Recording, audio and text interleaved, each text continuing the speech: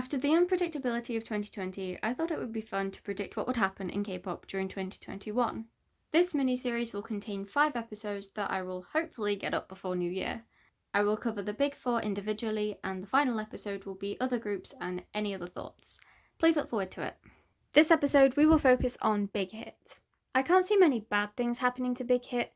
The company seems the most trustworthy out of the big 4, and seem like they actually care about their artists.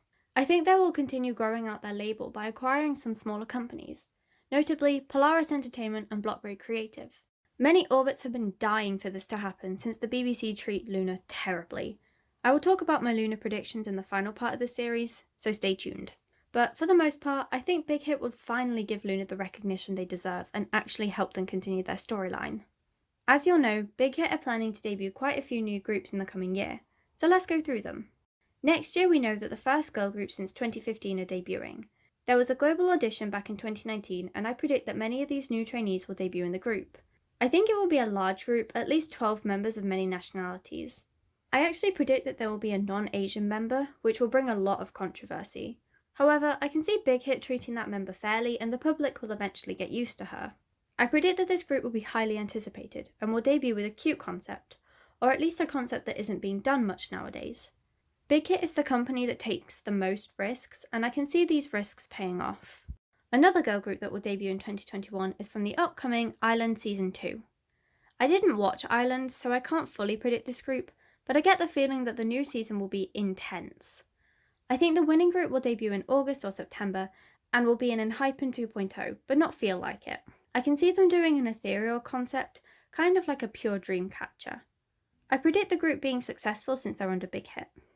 Finally, a boy group is set to debut in 2022. I predict the members will be revealed in November, and the group will release a pre-debut mini-album. I can see them being incredibly hyped since they're BTS's little brother group. BTS. It will be incredibly hard for BTS to top 2020, and I don't think they'll manage it. Dynamite was so big that I think it will take a miracle for something to overtake it. For 2021, I predict they will have 2 Korean comebacks and a Japanese or English single. I have a feeling that their first comeback of 2021 will be a bright, happy concept that will be big in Korea, but not internationally. Their second comeback will be something more darker. I'm really hoping for another Fake Love, as I really enjoyed that song. Even after the explosion of popularity Dynamite brought BTS, I don't think their releases this year will be as popular. Many fans can agree that even though Dynamite was incredible, the reason it was so popular was because it was in English. So I think BTS would want to release a follow-up to Dynamite. I predict it will be very similar to Dynamite, but a bit more optimistic. If they do release an English song, I can see it doing well internationally. Fans are divided on this topic, but I don't think BTS will win the Grammy. I think the Grammys are using BTS for their popularity and won't actually give them an award. As much as I think BTS are deserving of it, only one of their songs has blown up in the US, so I think they might get awarded it in 2022 if more of their songs are successful in the West. Another thing fans are divided on is whether BTS should enlist in the military or not. I definitely think they will. I think it will be announced that at least Jin will enlist at the start of 2022. The boys will definitely enlist, and I can see them wanting to enlist together. However, if they don't, I can see the group debuting subunits in 2021 as preparation.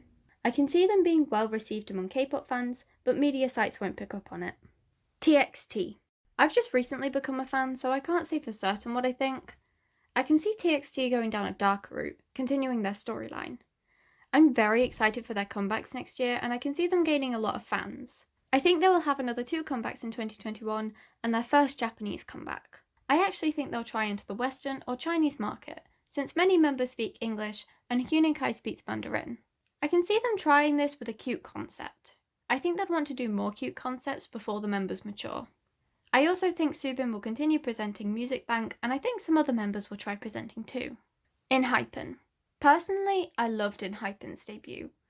I know some people didn't like it and found it quite generic, but I thought it was very meaningful. I'm a huge fan of fantasy concepts, so I really hope they continue with it. I can see Enhypen releasing 2 comebacks next year. I think they will try get themselves a lot of exposure by appearing on variety shows. I definitely predict that Enhypen will be incredibly popular, not just because they're under the same label as BTS, but because they're really unique. I can honestly see them becoming the nation's boy group, if that makes sense. GFRIEND. I think the sad thing about GFRIEND is that many people know about them, but they don't know about them. They're like the most unfamous famous group. GFRIEND are very underappreciated, and I don't see that changing in 2021. GFRIEND are maturing their sound and are experimenting with their image. Apple and Margot were genius songs and were incredibly successful. I predict their success will continue with their upcoming music. I can see them doing a twisted fairy tale concept. Say if Apple was given to Dreamcatcher, that would be the song. But I can also see them doing the opposite and creating an angelic, innocent concept with etches of darkness and betrayal. 17. I loved 17's releases this year. They felt very fun and youthful and gave a big, I don't give a damn vibe.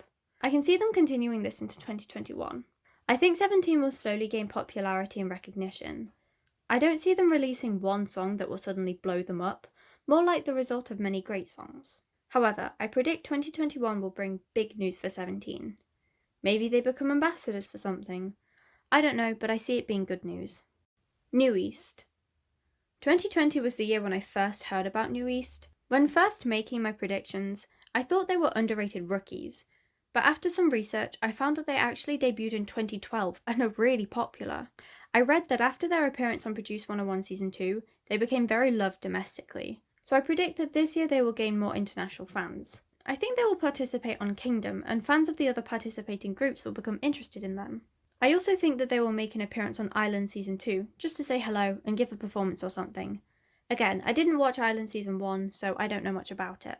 So thank you very much for watching. Please check out the other videos in this series, and please tell me down below what your predictions are for Big Hit in 2021. I hope you had a very Merry Christmas, and I wish you a very Happy New Year. Thank you for watching. See you soon. Bye bye!